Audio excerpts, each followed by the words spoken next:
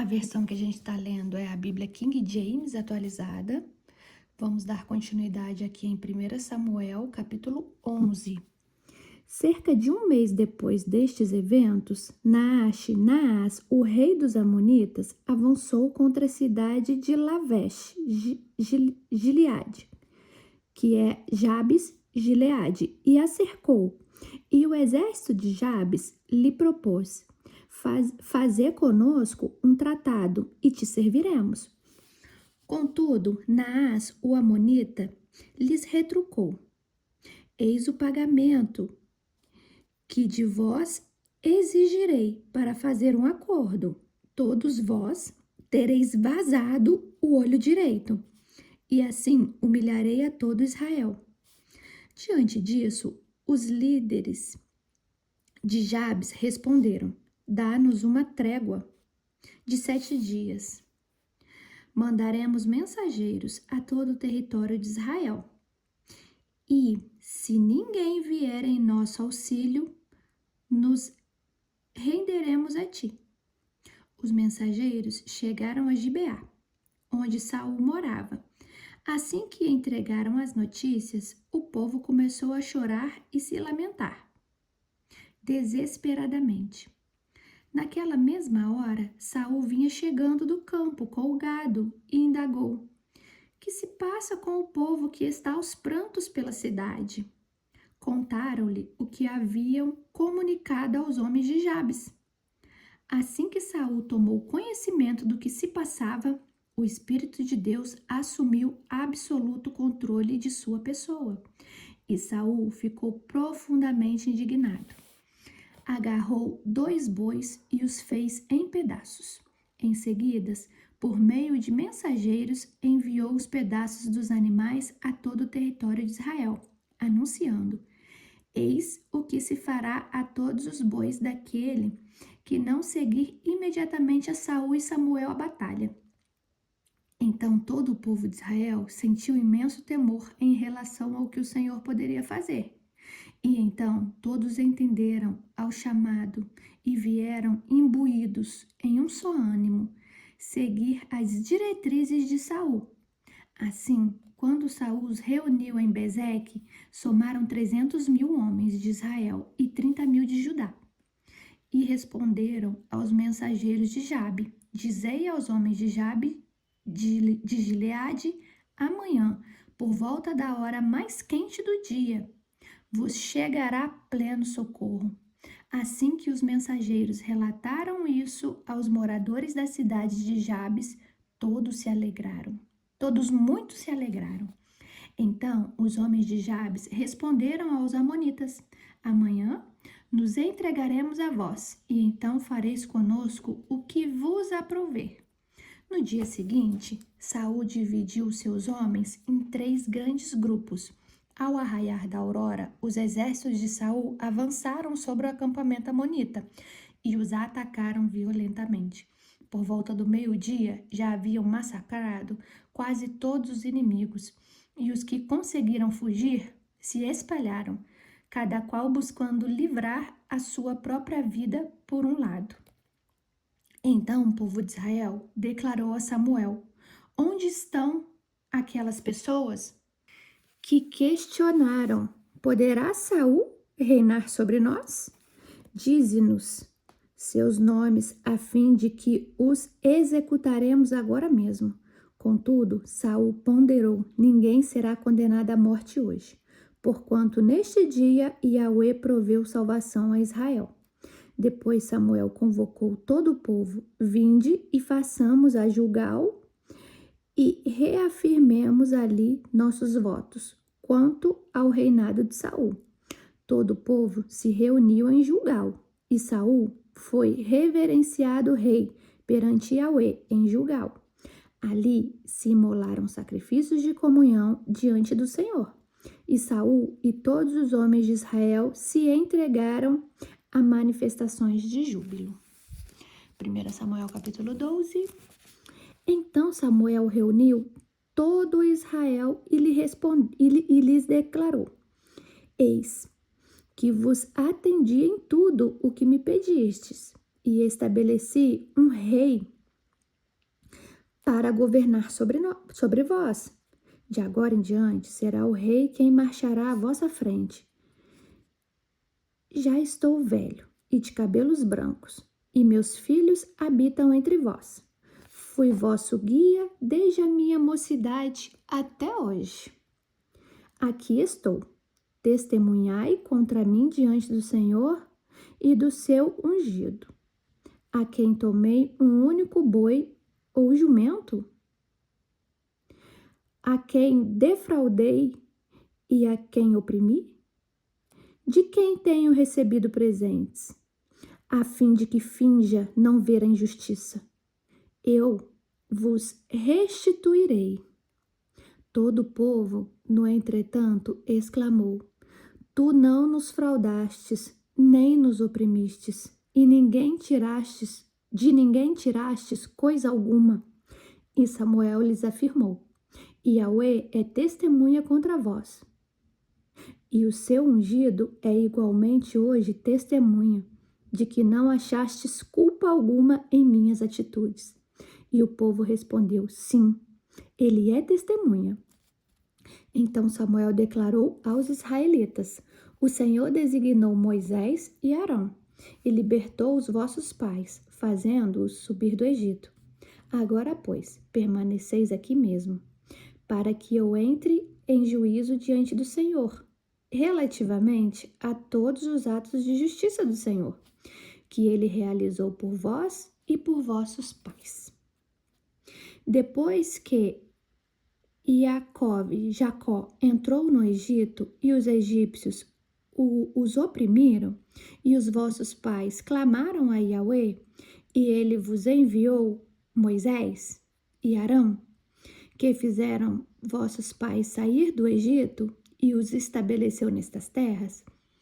Vossos antepassados, contudo, se esqueceram de Yahweh, seu Deus, e ele os entregou nas mãos de Sísera, comandante do exército de Azor, e nas mãos dos filisteus, como também nas mãos do rei de Moabe, os quais lutaram contra eles e os venceram.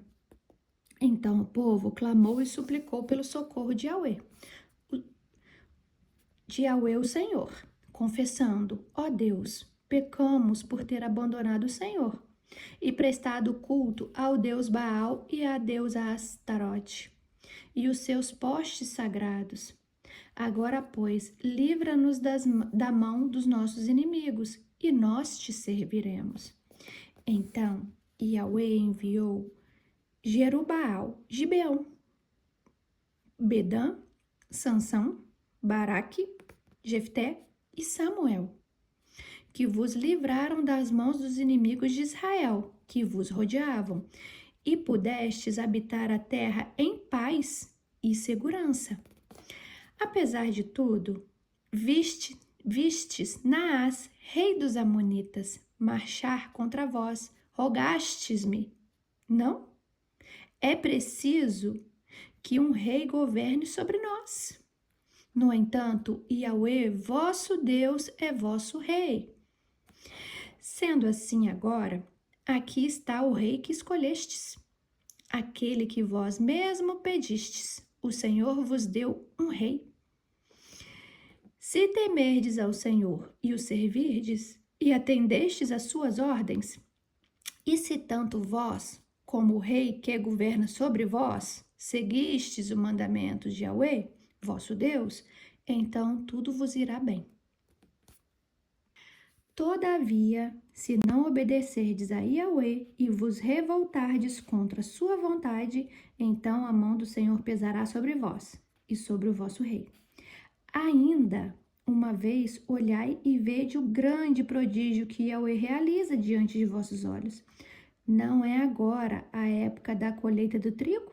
Pois bem, rogarei a Yahweh, e ele fará trovejar e chover, a fim de que venhas a colher com toda a clareza como foi grave o pecado que cometestes contra o Senhor, pedindo um rei para vós.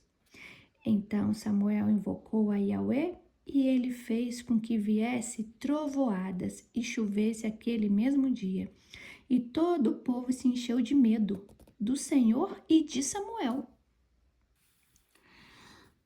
Todo o povo suplicou a Samuel: intercede por nós, teus servos, a Yahweh teu Deus, para que não morramos, porquanto sobre todos os nossos pecados acrescentamos o mal de pedir para nós um rei.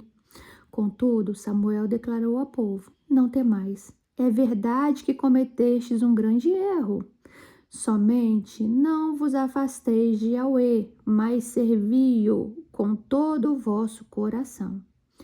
Não apostateis para vós entregardes a ídolos de nada, que para nada servem, porque nenhum auxílio podem proporcionar, porquanto nada são. Certamente, Yahweh jamais desamparará o seu povo, em honra ao seu grande nome, porque o Senhor decidiu fazer de vós o seu povo. Quanto à minha pessoa, longe de mim pecar contra o Senhor, deixando de interceder por vós, e vos ensinarei o caminho do bem e da justiça.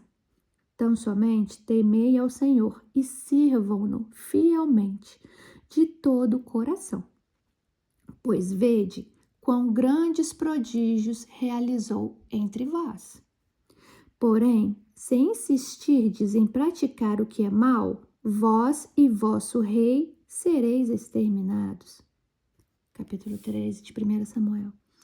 Saul já tinha reinado por 1 ano em Israel, e quando estava em seu 2º ano de reinado, Saul escolheu 3.000 guerreiros de Israel.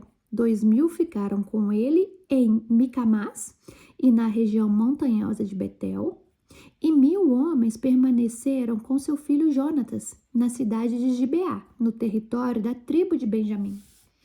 Jonatas atacou e matou o comandante filisteu em Geba, e os filisteus foram informados do que ocorrera. Então Saul mandou tocar o chofar, a trombeta, proclamando o povo à guerra. Que ouçam todos os hebreus. Então todo Israel ouviu a notícia de que Saul havia atacado o poço dos filisteus, transformando Israel em mau cheiro perante o ódio do povo filisteu em relação aos israelitas. E por esse motivo, todo Israel foi convocado para se unir a Saul em Gilgal. Os filisteus se ajuntaram para lutar contra os israelitas. Com 30.000 carros, 6.000 cavaleiros e um exército de guerreiros tão numeroso como a areia das praias do mar, eles subiram e acamparam em Micmas, ao oriente, a leste de Bet-Aven. Assim que os soldados israelitas perceberam que estavam em apuros e que o seu exército estava sendo muito pressionado, esconderam-se em cavernas e buracos, entre as rochas e em poços e cisternas. Alguns hebreus até atravessaram o Jordão para alcançar a terra de Gade e de Gileade. Saul, contudo, ficou em Gilgal, e os soldados que estavam com ele tremiam de pavor. Então Saul esperou 7 dias, conforme Samuel havia orientado. Mas quando viu que Samuel não chegava a Gilgal, o exército abandonou Saul e se dispersou. Diante disso, Saul ordenou: trazei-me aqui os animais para holocaustos e as ofertas de paz e comunhão. E ele mesmo ofereceu o holocausto. Assim que terminou de oferecê-lo, Samuel chegou, e Saul correu ao seu encontro para saudá-lo. Entretanto, Samuel lhe indagou: o que fizeste, Saul? Ao que Saul lhe respondeu prontamente: eu vi que os soldados me deixavam e abandonavam, e doutra parte que tu não chegastes no dia estabelecido, e ainda que os filisteus estavam reunidos em Micmas. E refleti: agora os filisteus vão cair sobre mim em Gilgal, e eu nem sequer tentei buscar a face de Yahweh e alcançar a sua ajuda. Assim, premido pela necessidade, ofereci o holocausto.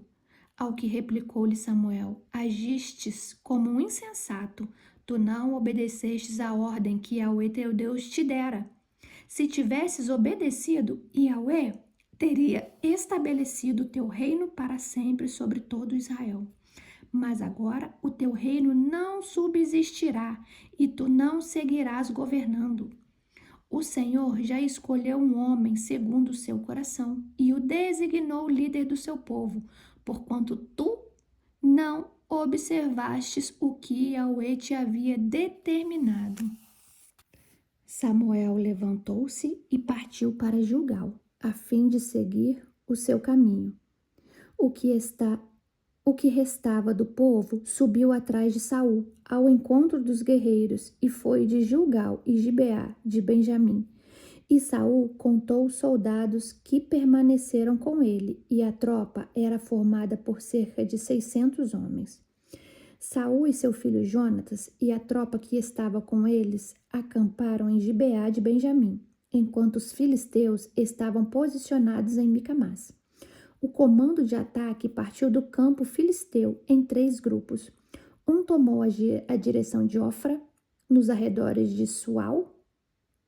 O outro tomou a direção de Bet-Horon e o terceiro grupo seguiu em direção à região fronteiriça de onde se pode observar o vale de Zeboim, diante do deserto.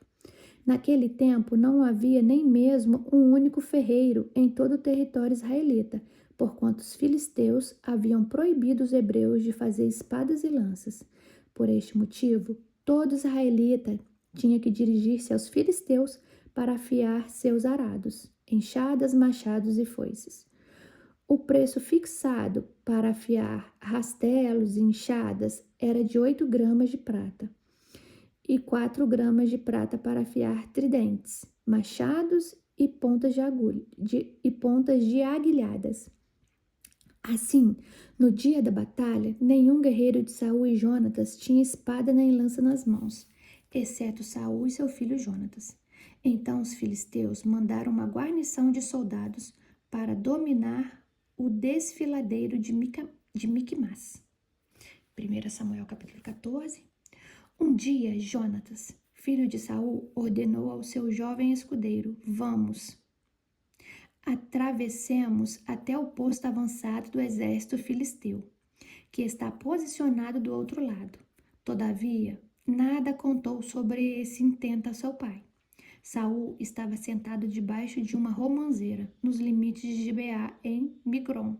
Em sua companhia estavam 600 guerreiros, entre os quais Aias, que vestia o manto sacerdotal.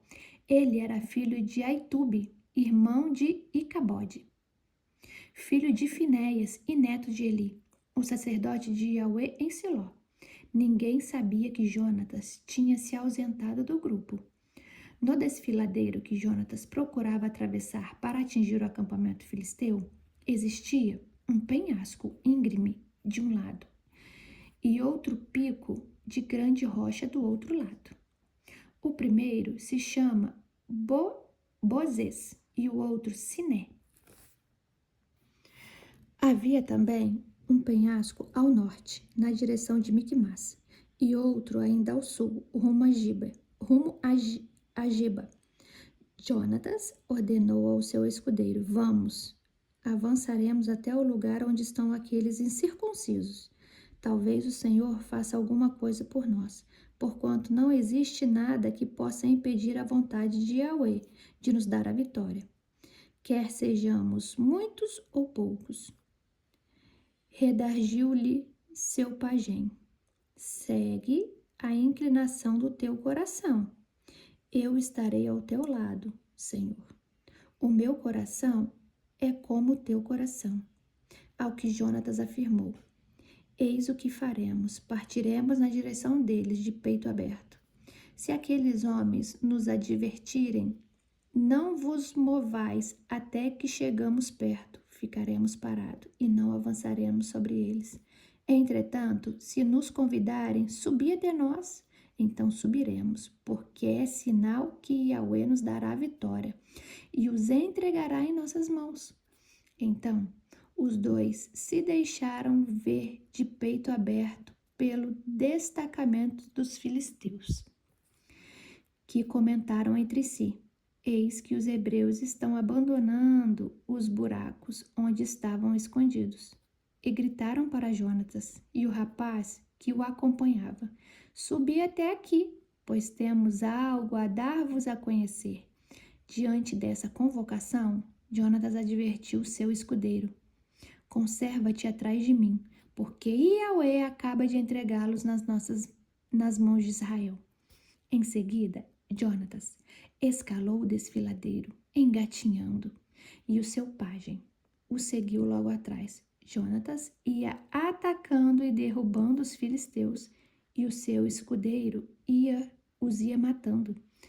Naquele primeiro ataque, Jonatas e o seu fiel escudeiro mataram cerca de 20 homens, em uma área correspondente à metade do terreno arado por uma junta de bois em um dia, ou seja, cerca de 90 metros quadrados. Então, um terrível pavor tomou conta de todo o exército filisteu, tanto sobre os que estavam no acampamento e no campo, como sobre os que estavam nos destacamentos e até mesmo junto às tropas de ataque. Ocorreu um terremoto e grande medo de Deus caiu sobre todos.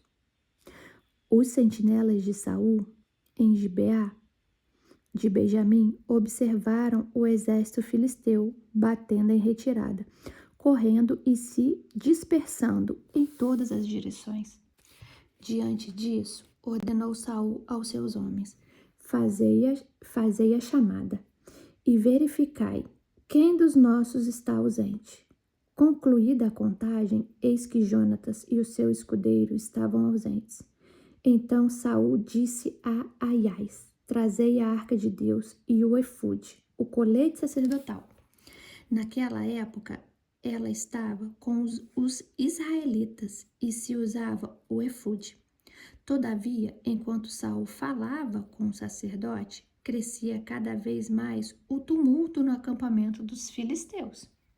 Então Saul ordenou ao sacerdote: deixa por enquanto.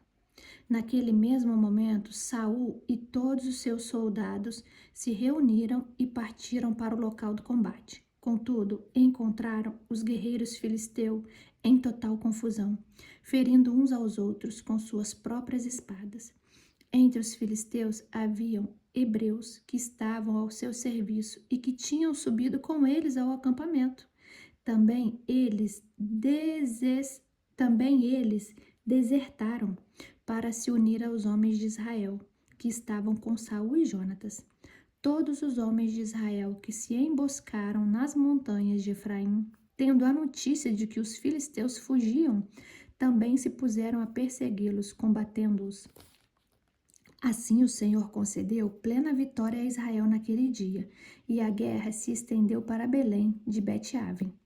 Os homens de Israel estavam exaustos ao final daquele dia, pois Saul lhes havia imposto um juramento ordenado: maldito seja o homem que comer alguma coisa antes de terminar o dia, antes que eu me tenha vingado dos meus inimigos. E, portanto, ninguém de todo o povo provou qualquer alimento o dia todo. E aconteceu que o exército entrou num bosque, onde havia mel no chão. Os homens observaram um favo de mel escorrendo, mas ninguém o tocava, porquanto temiam o juramento que se haviam comprometido. Jonatas, entretanto, não sabia da imprecação que seu pai havia imposto ao exército, de modo que estendeu a ponta da vara que tinha na mão e a molhou no favo de mel. Com a mão, saboreou o mel e logo sua visão, que estava turva e enfraquecida, revigorou-se e ficou nítida. Então, um dos soldados lhe chamou a atenção: teu pai nos impôs este juramento: maldito seja o homem que comer alguma coisa durante o dia de hoje.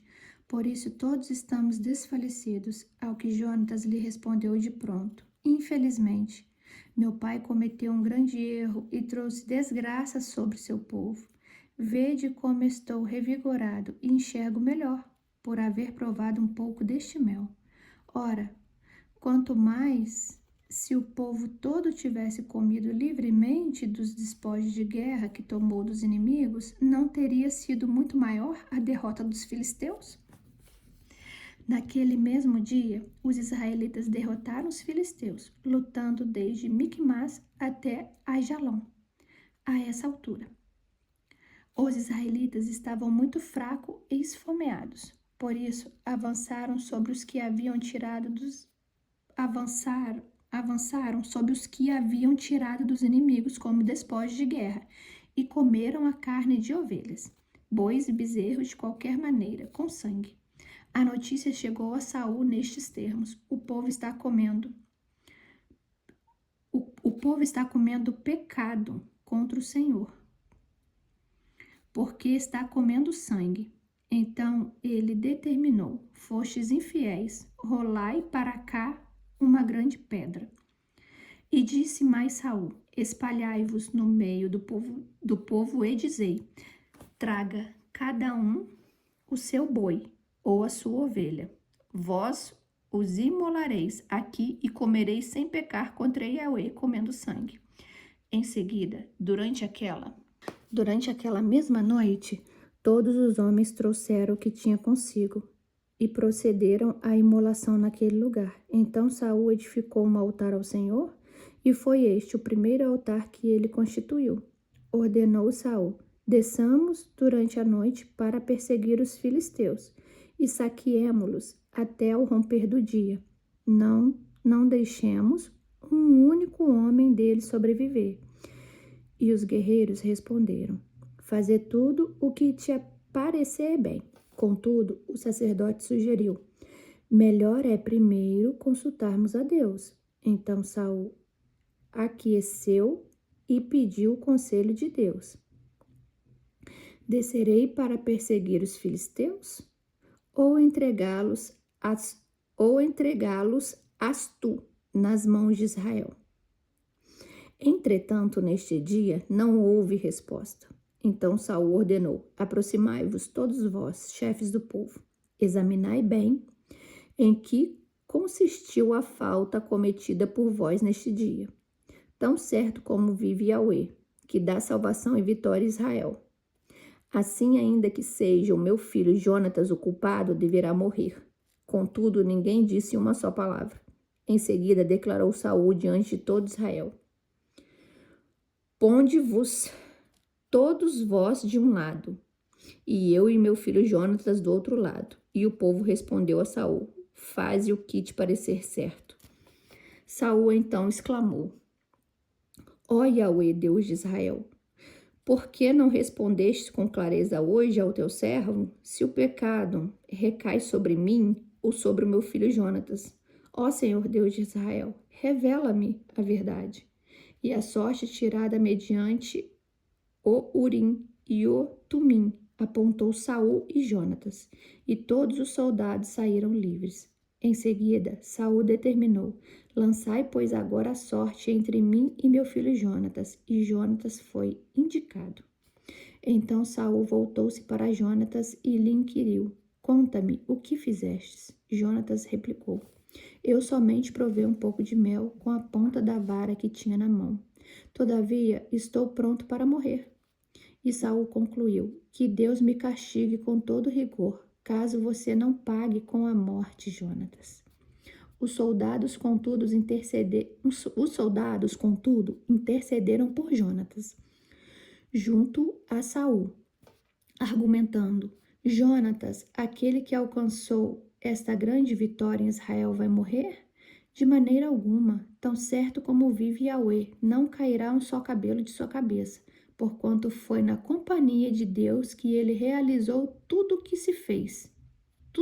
o que fez. Assim o povo resgatou Jonatas, e ele não foi executado. Saul deixou de perseguir os filisteus assim que puderam voltar à sua terra. Quando Saul assumiu a realeza sobre Israel, lutou contra os inimigos em redor: Moabitas, Amonitas, Edomitas, o rei de Zobá e os filisteus. Para onde quer que investisse o seu exército, saía vitorioso. Realizou proezas de empenho e coragem e derrotou os amalequitas, libertando Israel das mãos daqueles que o saqueavam. Saul teve 3 filhos homens, Jonatas, Isvi e Malquissua.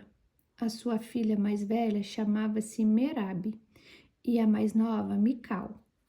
A sua esposa chamava-se Ainoã e era filha de Aimás. O nome do comandante do exército de Saul era Abner, filho de Ner, tio de Saul. Quis, pai de Saul, e Ner, pai de Abner, eram filhos de Abiel. Durante todos os anos em que Saul viveu, houve guerra encarniçada contra os filisteus. Todos os bravos e valentes que Saul ia conhecendo, imediatamente os recrutava para o seu exército. Vou até aqui, tá? Aqui no capítulo 11, nós vemos que Naás, o rei dos Amonitas, investe em uma batalha contra Israel, expressamente ali na cidade de Gileade. E chegando lá, o que Naás faz? Naás vai para atacar com forte exército armado e chega lá e fala assim: eu vim para atacar, mas se vocês quiserem fazer um acordo, eu tenho um acordo para vocês. A gente não ataca se cada um de vocês furarem um olho. Arranca um olho ou fura ele que a gente não ataca. A gente faz esse acordo de paz aí, que só beneficiava eles. E a partir daquele momento também, eles seriam, no caso, escravizados, né? Os amonitas reinariam sobre eles. Com essa proposta feita, os líderes ali de Gileade falam assim: dá 7 dias para a gente ver o que a gente faz. Se ninguém vir nos ajudar, nós faremos o que você está pedindo. E dentro desses 7 dias, esses governantes de Gileade mandam mensagens para todo o povo de Israel. E uma dessas mensagens vai cair no ouvido de Saul, o rei. O texto diz que quando Saul recebe essa mensagem, o Espírito de Deus possui o corpo de Saul e ele parte em pedaços 2 bois. Essa força aí que possui Saul lembra muito Sansão, quando o Espírito do Senhor vinha sobre Sansão, ele ali lutava bravamente e fortemente. E Saul pega esses pedaços, né, que ele despedaçou esses 2 bois e distribui para todo o povo de Israel. Com a seguinte mensagem: olha só, se vocês não se reunirem comigo para lutarmos a favor de Gileade contra os amonitas, eu vou despedaçar todos os animais de vocês. Os israelitas temem e se unem a Saul. Saul reúne um grande exército, cerca de 30.000 homens israelitas e 30.000 homens de Judá. E Samuel chega a todo esse povo para dar um discurso antes de irem para a batalha. Samuel pergunta para eles se eles viram alguma falha em Samuel, se alguma vez Samuel já fez algo de errado, se eles já viram Samuel cometendo algum erro contra Deus ou contra qualquer um deles. E todo o povo diz que Samuel era um homem íntegro, um homem justo e um homem fiel e temente a Deus. Nesse discurso, Samuel também lembra de Arão, lembra de Moisés, se relembra de Gideão, se relembra de Jefté e de todas as batalhas que eles venceram, em forma de animar o ânimo do povo. E mais uma vez ele adverte ao povo sobre o povo ter pedido um rei. E que isso foi entendido por Deus como uma rejeição. E para provar isso, Samuel faz uma oração pedindo muita chuva e muita tempestade, com vários raios e trovão, e não era época de chover. E quando Samuel ora e pede, começa a chover muito e trovejar muito, e todo o povo teme. Porém, Samuel adverte ao povo: não temas, Agora que vocês pediram um rei e agora que Yahweh deu um rei para vocês, basta somente obedecerem às leis e os preceitos. Vocês obedecendo às leis e os preceitos que Deus deixou e o rei de vocês obedecendo às leis e os preceitos que ele ordenou, tudo vai bem. E se caso eles não obedecessem, que a mão do Senhor viria sobre eles. E já aqui no capítulo 13... Não fala, tá? Não fala a repercussão que teve essa luta aí, que eles queriam que o povo furasse o olho lá. Não continua. Aí no capítulo 13, começa aqui com uma investida de Jonatas. Jonatas, que é filho do rei Saul, destrói uma guarnição. E quando Jonatas destrói essa guarnição, os filisteus reúnem ficam furiosos, né? E aí eles reúnem um grande exército, com mais de 30.000 carros de guerra e mais de 6.000 cavaleiros e soldados, tão numerosos quanto a areia da praia. Os israelitas percebem o que está acontecendo ali e ficam apavorados. Começam a se esconder em cavernas, começam a se esconder em penhascos e até atravessando para o outro lado do rio Jordão. Saul, sabendo que eles vão atacar, reúne todo um exército e ali ele fica esperando Samuel. Porque antes das batalhas, o que costumava fazer? Costumava fazer sacrifícios, trazer a Arca da Aliança para vir na frente. Então tinha todo um aparato que se fazia antes da batalha. Consultava-se a Deus. E Saul já estava há 7 dias esperando Samuel e Samuel não chegava. E com isso, o povo que estava ali esperando, morrendo de medo, ia fazendo o quê? Ia dando fora, devagarzinho. Iam desertando. E Saul, desesperado, faz o quê? Oferece os sacrifícios e holocaustos a Yahweh. Assim que Saul termina, Samuel chega.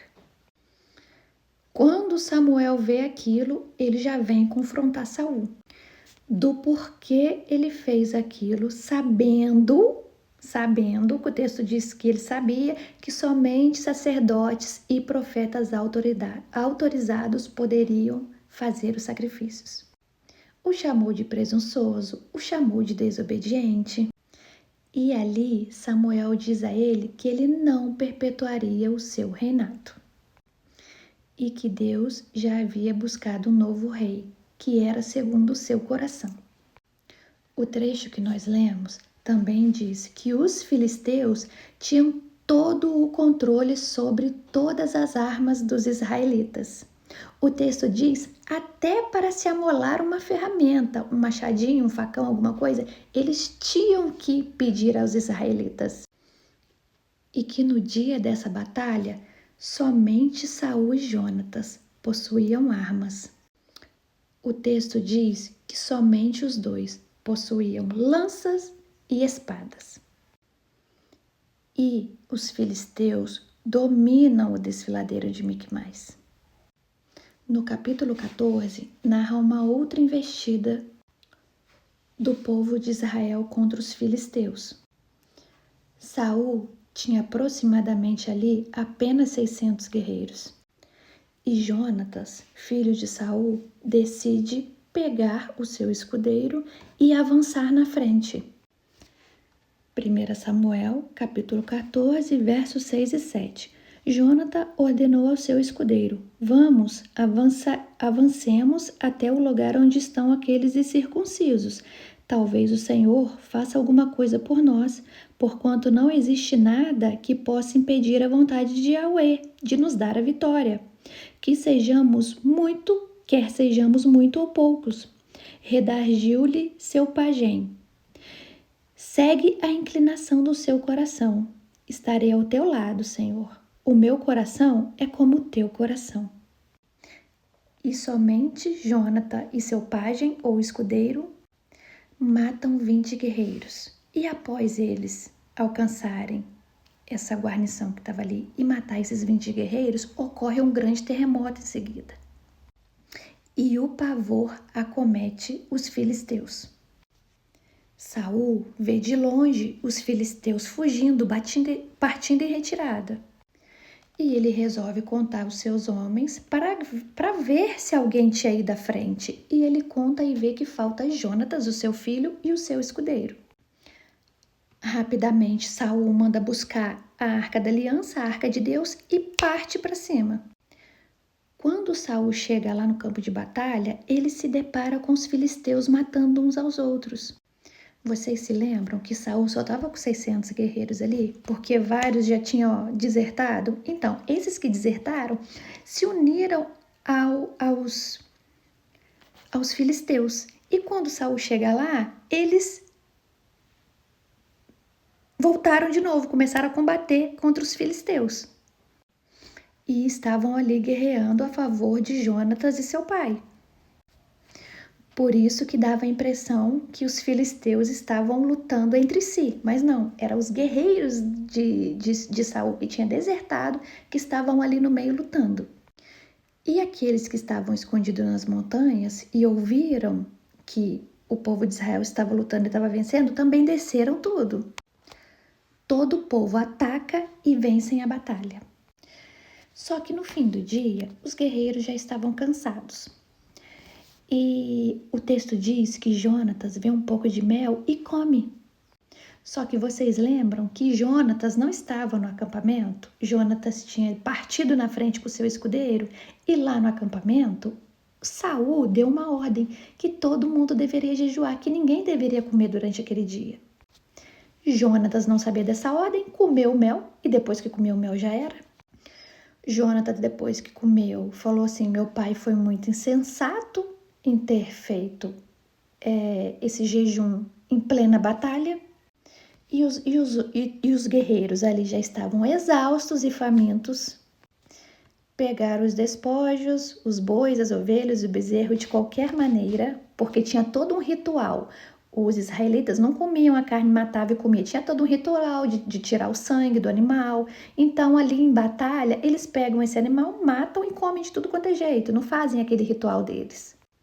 Saul fica sabendo que eles estavam fazendo isso, pede para trazer todos os animais, fazem ali o ritual de purificação dos animais, né? Tira ali o sangue, faz os animais e deu para eles comerem. Ali nesse mesmo lugar, Saul edifica um altar, faz ali holocaustos e pede orientação a Deus. Só que Deus não responde. E Saul atribui essa não resposta a eles terem comido alimento, a eles terem comido sangue, a eles terem feito tudo aquilo que não podia fazer. E Saul, temendo a não resposta de Deus, o que Saul faz? Fala: vai ter que morrer. O culpado por Yahweh não responder a gente vai ter que morrer. Mesmo que esse seja o meu filho. Saul pega ali Urim e o Tumim, que eram objetos ali que eram usados para tirar a sorte na época.